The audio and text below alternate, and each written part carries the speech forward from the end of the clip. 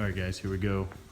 Truck has been in storage since Thanksgiving of 2016. It is February 7th, 2017 right now. So getting ready to do a little cold start here and see what happens. Let's unlock her. That's a good sign. Still have battery power.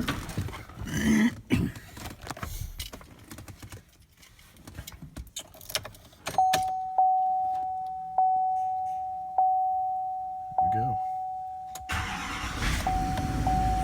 Firing right up.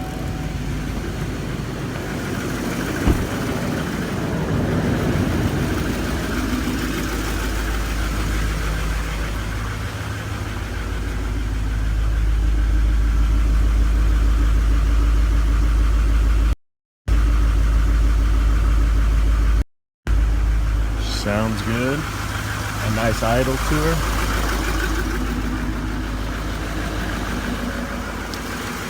There you have it. Duramax strong.